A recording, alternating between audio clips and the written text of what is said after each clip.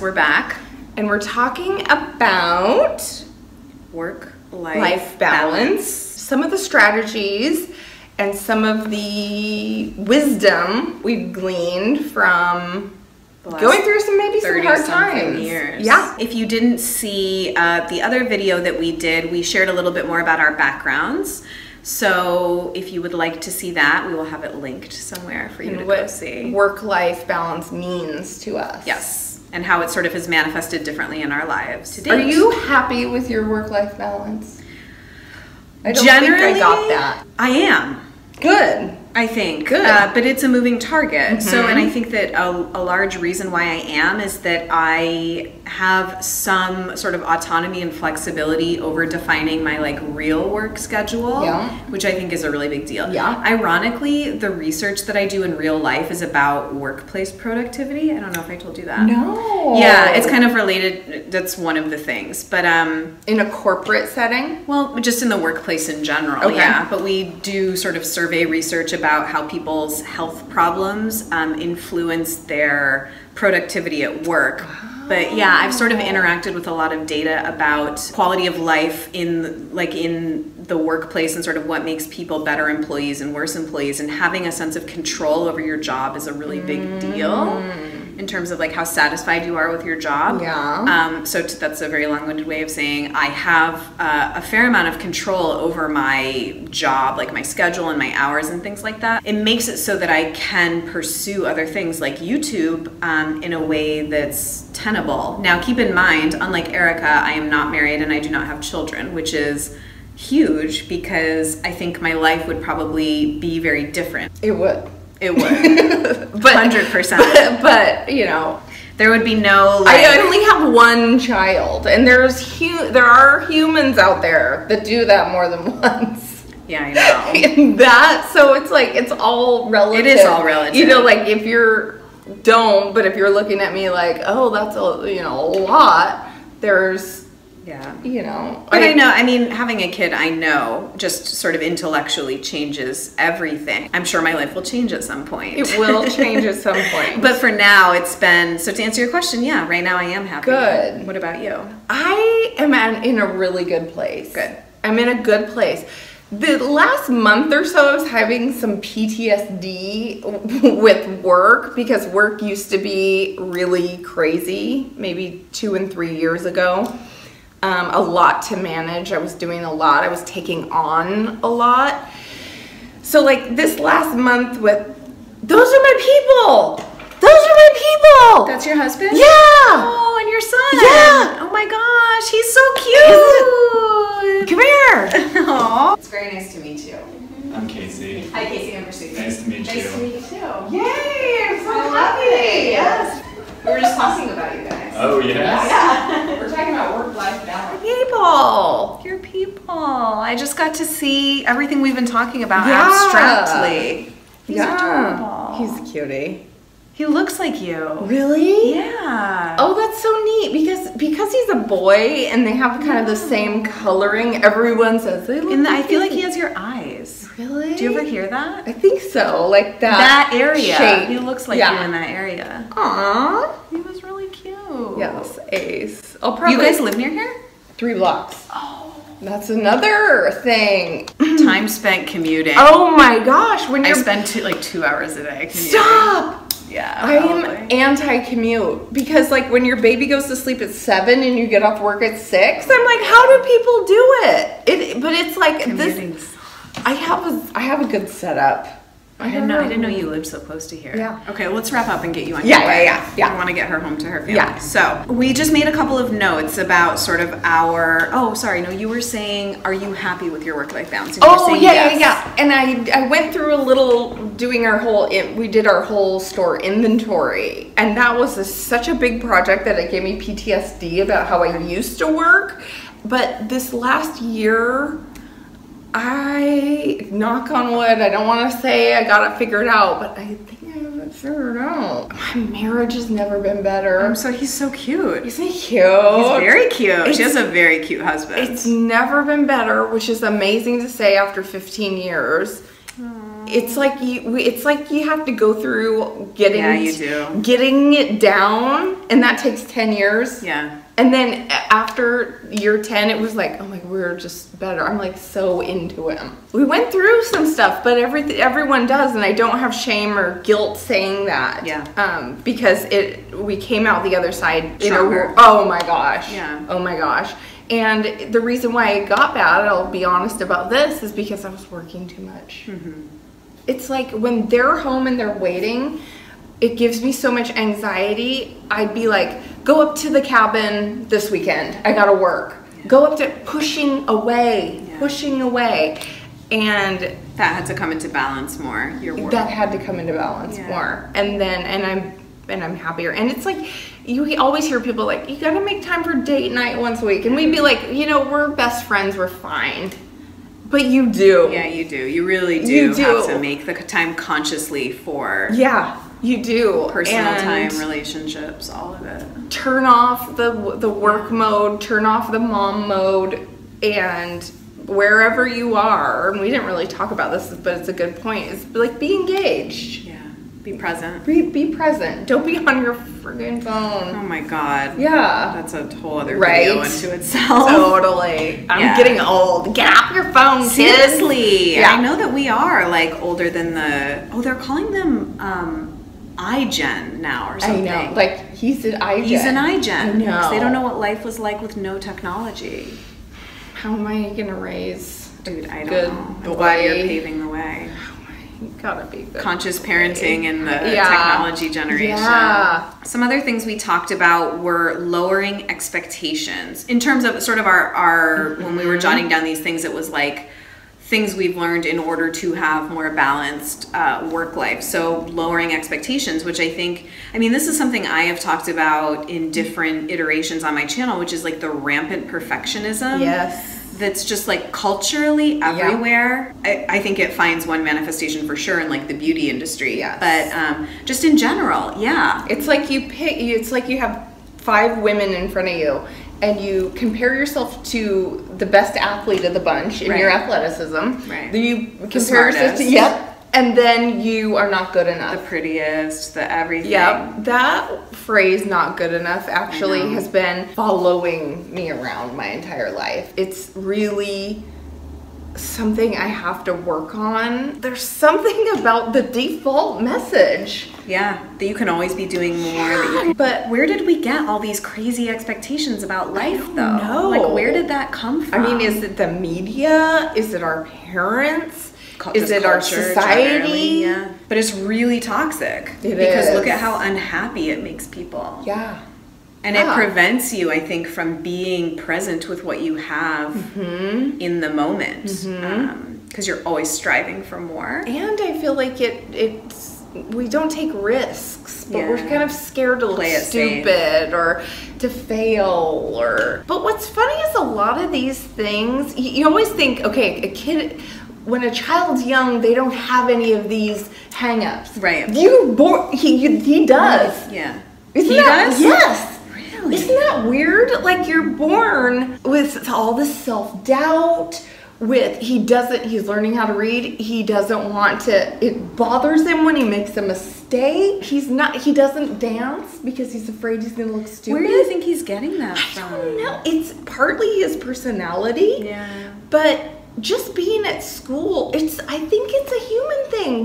We're self-conscious. Yeah. We're self-conscious. We're scared. We're scared we're not going to be liked. Which makes sense, though, because if you think about it, if you hear all those sort of like biological or Darwinian arguments, it's like being part of a group is like survival. It's like you want social acceptance and belonging. It's born into them. Yeah. And you think like, the 7-year-old can just be dancing and carefree.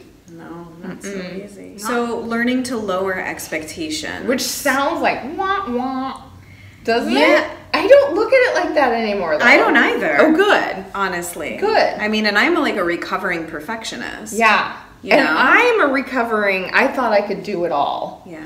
Be this big bad career woman, have the family, and you have to compromise all over town. Like, I was sold the dream that a woman could do anything. I'm not going to say that. But I was sold the dream that we can be anything. But I feel like our generation, and have a family. We were raised with that rhetoric. Yep. Oh, totally. You know? Totally. I remember. My mom is always saying, I wasn't good in math and science because they didn't encourage the girls to be good in math and science. We could be teachers or nurses. Yep. We didn't play sports. So she was like, you know, I have more of a math brain. So she was like, and I never got any message that because I was a girl, I couldn't do any of that. Right. Ever. Yeah. In fact, our generation, the girls of our generation were given programs like take your daughter to work. Yeah. Or girls are good in science, post her up, or, you know. But interestingly, even though our generation was like raised with that rhetoric, look at all the problems that are still coming to light about women in tech. And, you know, I don't know. I mean, there's still so many issues with gender parity in the workplace and stuff. I mean, that's a whole other issue. Well, the reason why there's problems in women in tech now is because there's women in tech. Because the institutions haven't changed too. But you know what? Women, like, we can do everything really well. That's why I see my clients that are two women in a partnership and they have kids or they don't. It was like, they got the best house, they can make more money, their shit is clean, they're organized. I mean, they're like firing all cylinders. Ruling the world. Totally. Totally. We're having babies, we're doing that. They're like, who gonna stop me? Totally. Totally. We don't have this man dragging us down. No. We have to fold his socks and like make him live longer. So we're talking about lowering expectations. When you're talking about balance, you're talking about doing this. Right. So yeah, we have to lower some of our expectations. And for me, running a Fortune 500 company, I mean, I didn't really want to do that, but let's say, and having 2.2 kids and being a great mom, I thought that's what people did. And I'm sure people do that, but something has to give along the way with anything. And I didn't feel comfortable spending the time away that kind of job needed. Right. Just, I guess, point blank. And I'm not even like you know me, I'm not like there 24/7 making his own damn baby food and washing his I'm not like that, but just from how I grew up, they were always there. Yeah. My parents never traveled for work. Yeah. I mean, I do, but not to the extent of like Katie Couric has 3 kids. How? Well, I mean, you know, I mean, she does it. And so I would always look at myself and go, if she can do it, I can get through this. Yeah, but I mean, there's so much. I mean, we were talking about this too, like, because of social media, I think people have really, really distorted perceptions of different life trajectories or what life looks like. I mean, Katie Couric probably has a lot of hired help. And I mean, there's just so much. Like, even something as simple as, like, having help, like, cleaning the house. Or, like, that makes a huge difference. Correct. Do you know what I mean? The way every family manages the balance of child rearing, household labor. And, I mean, it differs, like, I think from couple to couple and family to family, and everyone has to figure out their balance. Yeah, it's hard. But a lot of that socially figuring that out is put on a woman's plate. Yeah, 100%. And a lot of the main work is also, and the expectation is, and it's so hard to live up to that. Yeah, it is. It's so hard to live up to, you know, your mother-in-law's view of how to be a mother, and your dad's view of how to run a business, and your husband's view of your weight. Not that he cares, but like, you're always going, you're like, what are you know, it's my self-projected trying to please them. I mean, do you want to talk about the redefining roles thing? Because I thought you had some really interesting stuff to say about that. Yeah, I think that a lot of people get stuck in the not good enough because they're not as flexible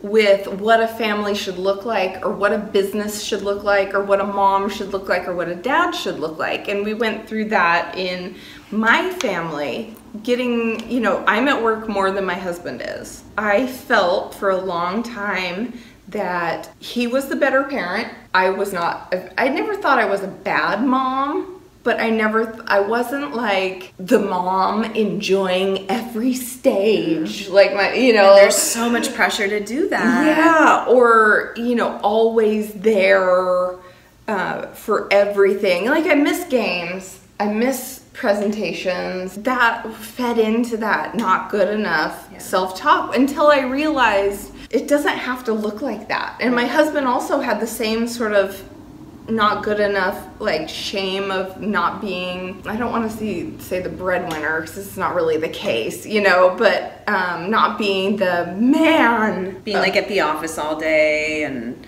having the traditional male role in society. And so we were both making ourselves really miserable and making our family really miserable until we accepted it. That it can be different. Redefined the roles just in our own minds. The funny thing is nothing changed and we're happy. What kind of hamster wheel were we spinning on for so long? And that to me speaks to the more you know yourself. I mean, because a lot of it is it sounds like what happened is you got to a point where you just accepted that what worked best for you and what really made you happy is maybe not what everybody else is doing, but it works for you and you're confident in that regardless of what anybody does or thinks. So it really boils down to being sure of yourself and tuned into yourself. Yes, totally. And again, going through some hard times to get there. Yeah, of course. Trying things and reevaluating. In your 20s, you're not faced with any of that. So I felt like my 30s were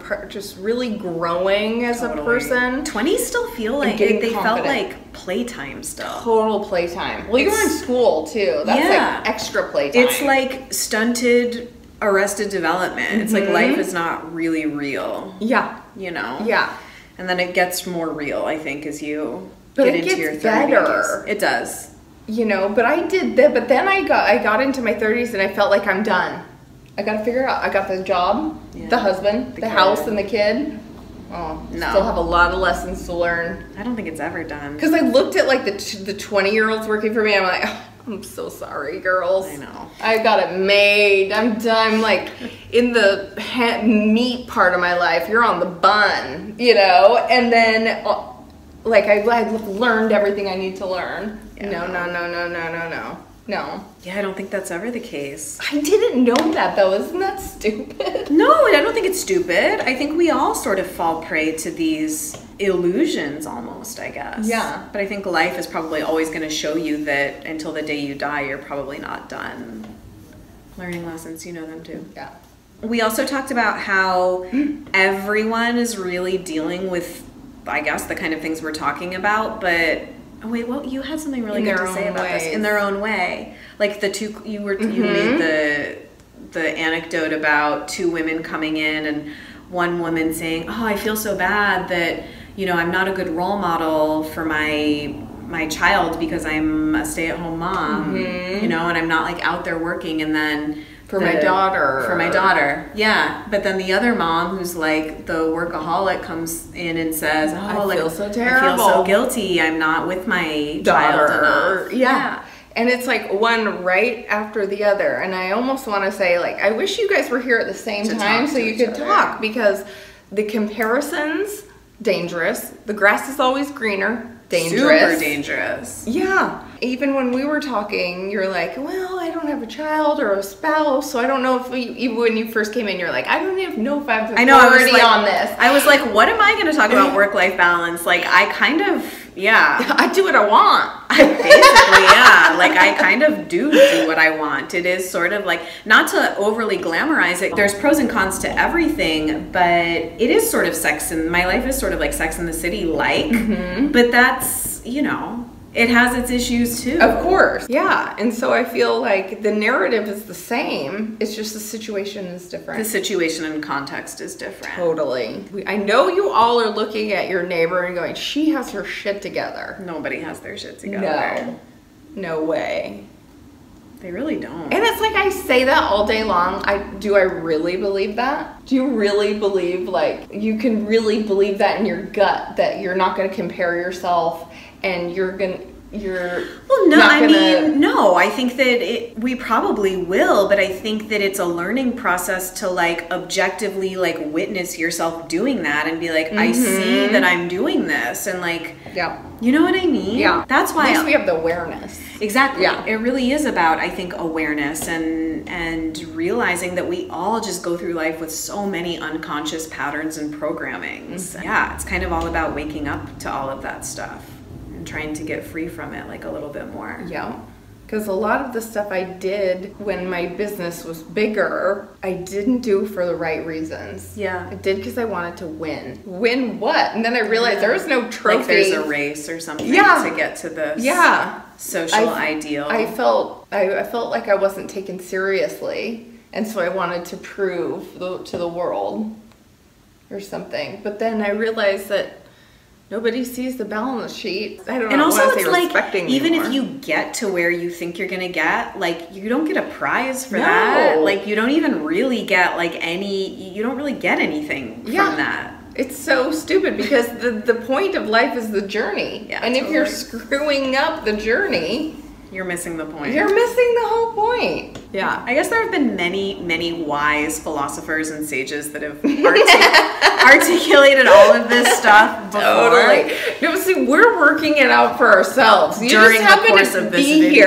Yeah, basically. I'm only talking to myself because I still want to learn all these things and know all these things. Yeah, I guess then the last thing we could end on is talking about the unique pressure of modern women, which, like, maybe every generation though feels that way. We're not saying like that ours is more valid. We're just saying that we have our things. Yeah, we have our things. Yeah, but we have our good things too. Totally. I mean, I was with my sister all weekend, and we were sort of talking about this, how it's like we are really kind of like the first generation of women who like truly like don't have to abide by, like, we're truly can do anything that we want. Correct. We don't have to get married. We don't have to really rely on anybody else to have a livelihood. And that's really, I think we sort of take for granted how unique that is. And it's not even that way around the world. Totally.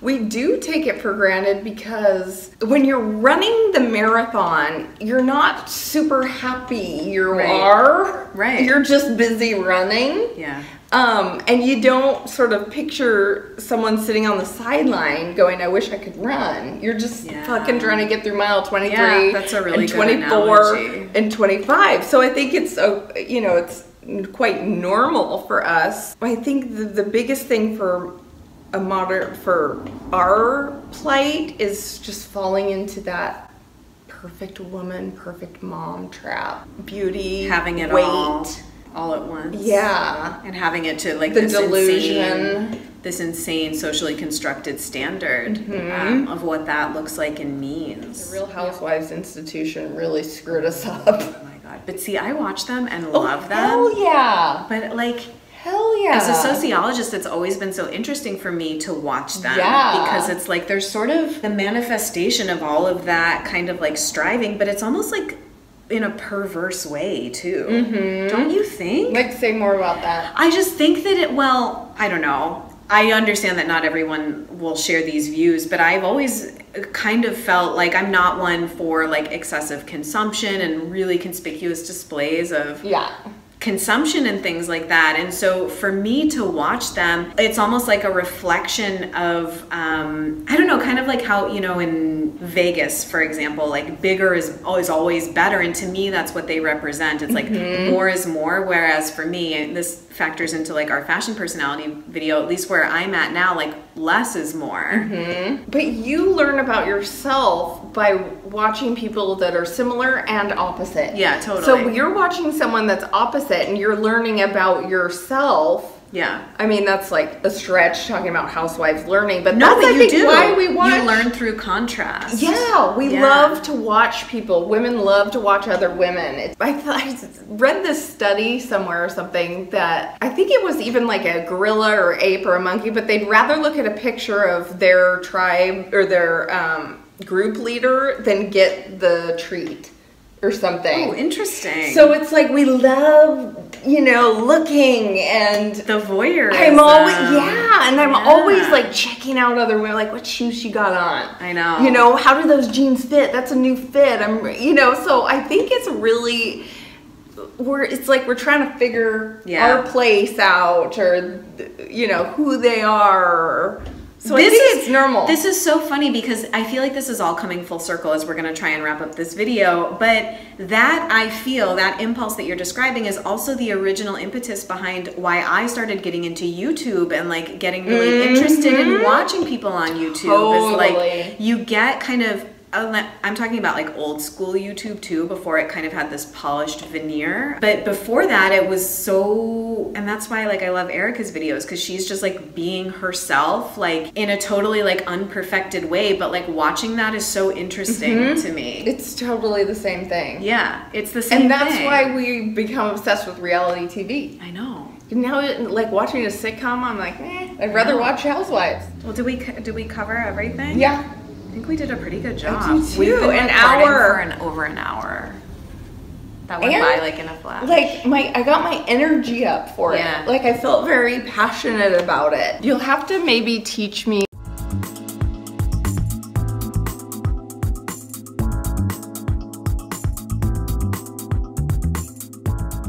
Okay, we're back. Welcome back to my channel. No. Yeah, do it. Hi everyone, welcome back to my channel. Hi all Mercedes people. Welcome to my channel. My name's Erica. And I'm Mercedes. And this is Hitchcock Madrona.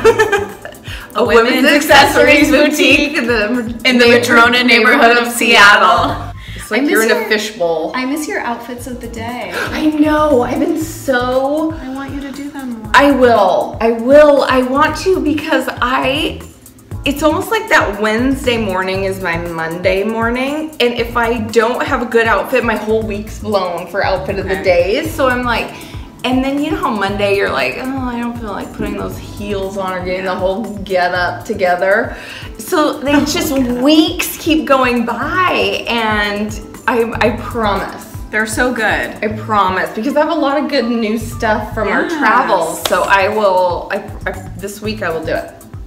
You heard it here. Yeah. Now she's accountable. I'll get all the get-ups, all the costumes, I can't all wait. the hats. It's gonna be hat week soon. Okay. All right. I'm excited.